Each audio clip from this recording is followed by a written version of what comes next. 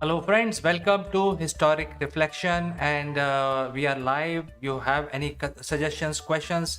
Feel free to send in your comments. And in the Historic Reflection, we are going to basically throw light on the Indian freedom struggle, and we will talk about one specific incident in the history which actually created which sort of provided boost to the Indian freedom struggle, and that is the first satyagraha organized by the great Mahatma Gandhi against the Rowlatt Act. And the satyagraha was organized on March 30th in the year 1919. And this actually triggered the new wave of nationalism among the Indians. And a couple of decades from this incident, British were finally thrown out of the country. So let us, explain. I would like to explain the whole thing so that you know exactly what really transpired during this movement and what really happened. So before we start discussing the incident itself, let's discuss the leader. We all know Mahatma Gandhi. He actually started his political career from South Africa, and he actually perfected the satyagraha. So when we talk about satyagraha, the first satyagraha in India, but that was not the first satyagraha organized by Mahatma Gandhi, because he sort of invented this new method of being non-violent and protest at the same time. So he actually organized very successful satyagraha in South Africa, and he was successful against the British or the European government there. And then he realized that he has to get back to his home country, because the mother of democracy is India. And if India is under the colonial rule of the British, no matter what you do in South Africa will have very little consequence at the global level. So he understood that, and he returned to India, and then he joined the Congress party. And when he joined the Congress party, he actually because there were many factions in those days, and India is a very large country, and you have a lot of challenges in terms of controlling the mass movement. How do you bring everybody together? So when Mahatma Gandhi proposed that let's follow this non-violent movement, he was not taken very positively, because people were basically started to think like militant at that time, because nothing was working. And when Mahatma Gandhi joined the freedom movement, it was not new. I think even prior to Mahatma Gandhi joining the Congress party, the freedom movement was on for almost 100 years prior to that. So when Mahatma Gandhi joined Congress, he actually said that let's perform satyagraha, which will basically bring down the British government. So what is a satyagraha? Satyagraha is basically your struggle for the truth. That is the literal translation of satyagraha, where you are fighting for the truth. You are basically telling the other side, who is the oppressor, which is in this case the UK colonial rule in India. They were the oppressors, and they were actually running so many draconian laws in India, which was making there was actually a lot of lot of issues with the Indian citizens, people who were living in India. They were not able to move around freely at will. There are certain places where people were not allowed to enter. Only white men were allowed to enter, etc. So there were a lot of discrimination. There was a lot of discrimination on the basis of the color, caste, and creed. And this was sort of promoted by the Britishers. So Satyagraha, Mahatma Gandhi said, let's fight against British using the principles of non-violence. Because what happens is, when you actually fight and stick to the truth, then no matter what, nobody can defeat you. And that is when this new Rowlatt Act was passed, and then Mahatma Gandhi organized Satyagraha, and he proposed that since Rowlatt Act is passed, which is very highly draconian and it is against humanity, so he actually tried to rally all the entire citizens of the nation, and said that, hey, let's perform satyagraha. So satyagraha was organized in basically to against the Rowlatt Act, and I will tell you exactly what was Rowlatt Act and the background of why Rowlatt Act was passed. You see, in 1919, the world, especially the Europe, they actually fought the First World War, and India being a colony of UK, the Indian citizens, Indian resources, Indian all kinds of supplies were contributed because India is a large country, so there were a lot of resources available here for British to basically take from here and fight their battle in Europe. So First World War is supposed to be one of the bloodiest battle ever fought, because there was there was indiscrimination here in India, but there were indiscrimination there also. They were fighting based on their ideologies, and they were killing each other.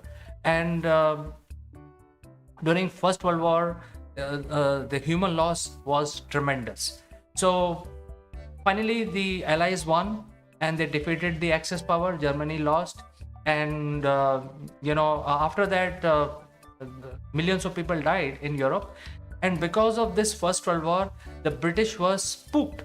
They were quite spooked, and they didn't want such a event happening in India, because India is obviously a large country, and they didn't want any insurgency to happen, any sort of violence happen, any sort of war erupting, or any opposition to the government rule happens in India. So after the war, they wanted to ensure that there is no opposition to the British Raj in India, and they wanted to bring in new ways to create that situation. So they selected a barrister who's basically an Egyptian born English barrister. His name was Sidney Arthur Rowlatt, and he was studying in Oxford, etc., and he was doing his practice. He was quite popular, quite senior, and he belonged to a family of bureaucrats. His father was also a bureaucrat appointed by the British government in Egypt. So he was chosen to basically find a solution for ensuring that there is no freedom movement in India, there is no uprising against the British Raj, and so on and so forth. So he actually headed the committee to create that law, and the law which was brought in later later on was called Rowlatt Act. Actually, it was basically, it had a more technical name, but then it became infamous as Rowlatt Act. And contribution of Arthur Rowlatt is basically he gave such an infamous law which was implemented only in India, the colony of India during the British Raj, and that is why his name is now sort of attached very strongly with this infamous act.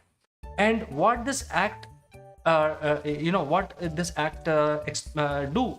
This act actually give a lot of power, unlimited power to the police force, where anybody can be taken, can be arrested without any reason, can be kept in a jail without any trial, can be kept in a jail and basically tortured indefinitely. There was no limit given. I mean, normally laws have that, okay, for this crime, if you commit this crime, there is a imprisonment for so many months or so much of cash, etc., etc. But Rowlatt Act was such a draconian law. It actually gave godlike powers to the police.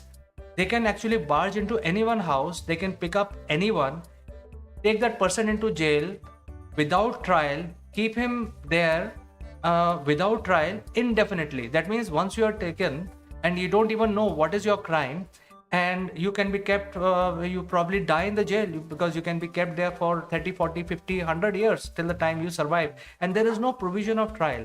And this was very draconian in nature, and Indians had to do something about Rowlatt Act.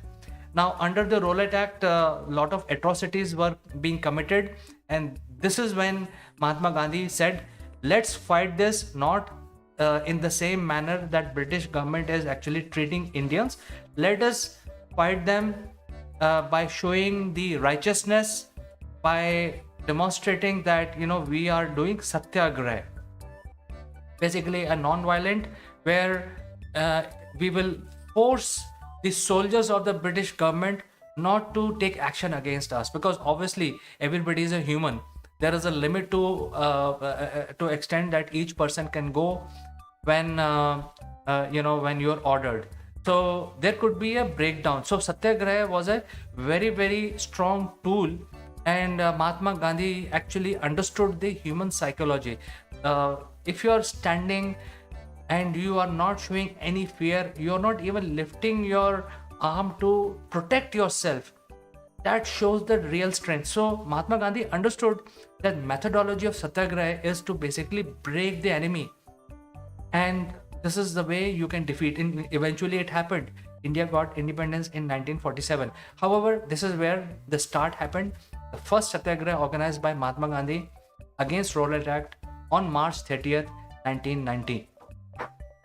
Since this was the first time, and India being a large country, the communication and the rollout of the satyagraha was not proper. So what happened was that in certain areas across India, even though there was a hartal, hartal was organized across India, where the people rose against the British Raj and they refused to do any work. They actually sat on the road doing satyagraha across India, and there was a lot of unification. And British Raj were surprised to see that so many people can come on the street just by Congress party calling for satyagraha, and it shows that it showed to them that Indian people are really, really oppressed. And everywhere satyagraha was organized. However, there are certain locations where it actually turned violent. The whole idea of satyagraha was not to raise your arm. If somebody does a lathi charge on you, you just take it, and if you die, you die, or if you get injured, you will be recovered. Come back after recovery, sit, because you're fighting for the truth. And if you're fighting for the truth, your conviction is so high that you will actually break the oppressor. That was the idea behind satyagraha. So what happened is that certain level of violence was reported, especially in certain areas of Gujarat. However, in the Punjab province, which is current day Pakistan and Punjab, the satyagraha movement actually turned into a riot. And when that happened, Mahatma Gandhi said, no, this is not what he wanted. He wanted a peaceful demonstration. And therefore, after a few days of the satyagraha against the Rowlatt Act, he called it off. He said, we are not going ahead. Maybe we need to do more practice and come back with it with proper satyagraha methodology. So this happened, and however, the violence which was reported in Gujarat, etc., subsided after this call for satyagraha was taken back, and satyagraha was called off. However, the rioting continued in province of Punjab, and many things happened there. It's a long story. A lot of things happened. People fought, and then the riot, once it erupted, it actually became a communal thing. People rose against the Rowlatt Act, but then they started fighting on the communal grounds, and there cracks in the society. So eventually army was sent, flag march was organized across Punjab, and it was brutally crushed. And they applied Rowlatt Act in Punjab. A lot of people were rounded off. People who were not even involved in any kind of rioting were taken into police custody, and they were tortured. Many people died also in police custody. We don't know, because Rowlatt Act gave godlike powers to British police in India. So when two of the prominent leaders were taken to Dharamshala, a lot of people on a Baisakhi day gathered in Jallianwala Bagh on a peaceful protest. Jallianwala Bagh is a garden, an open area in Jalandhar, where a lot of people accumulated, and there were a lot of some people, some leaders were giving their speeches and telling them that how draconian British law is, and how these two leaders have been taken, and God knows where they are, and what treatment is being given to them. So there was a peaceful protest in Jallianwala Bagh. However, we know about Jallianwala massacre. What happened is that General Dyer brought his platoon and fired on all these people who were unarmed, and they were peaceful, and it was a holiday. It was a Baisakhi holiday. There were celebrations. So on the crowd, he fired. Supposedly, as per the British records, 1,500 people died. And in those days, they were firing very high caliber bullets from their rifle, which is 303, which is a very deadly bullet. And so a lot of people died there. A lot of people actually, there was a well in the park area. A lot of people jumped to their death in order to save themselves from the bullets. And General Dyer did not stop firing until all the bullets were exhausted. So this is again the Satyagraha against Rowlatt Act led to Jallianwala Bagh massacre, because again the Rowlatt Act was applied during Jallianwala, and police had full authority to fire, kill anyone as per the Rowlatt Act. This became a global issue because this kind of massacre you can't do. You can't, first of all, you oppress people and then you actually kill them openly. So there was lot of it was a global news in 1990. Especially the US press was free in those days, and British government across the world, they got a lot of bad publicity because of this. In fact, there were a lot of legal cases filed not only in India but also in UK Parliament. There were various cases filed against General Dyer, and he was then removed from the army within like couple of days from this incident, and then he went back to UK. So what happened to him is a different chapter. We are not covering that. Moving ahead, there was further protest organized by a great leader called Lala Lajpat Rai. He was sort of a leader of the Congress party in the Punjab province, and he was then protesting against he was demanding action for Jallianwala Bagh, and also action for illegally detaining people against in their Rowlatt Act. So police actually performed the lathi charge on his protest, and brutal blows were given to him during the lathi charge, and he got a lot of head injury and he died. So a great leader, a very popular, very respected leader dying because of Rowlatt Act actually created so much of mobilization across India. Lot of mobilization. People really felt very bad that in a matter of few months, Rowlatt Act has unleashed a havoc on them, and left, right, and center people are suffering everywhere across India. So this created a mass movement across India, and that the real effect of Satyagraha was felt later on, even though a lot of people had to sacrifice with their life, including top leadership in India at that time, and so many innocent people died. However, these incidents mobilized rest of India, unified rest of India, and under the leadership of Congress party, and then they fought against the British as one unified India. And then British realized that they cannot have this kind of a draconian law. There were a lot of unpopular even people in the UK were against such kind of atrocities being given to people, and it is against humanity. So it's not only in India people were fighting. In fact, it became a worldwide news, and it became a worldwide phenomenon that such atrocities are being committed, such crimes are being committed by the British Raj government in India.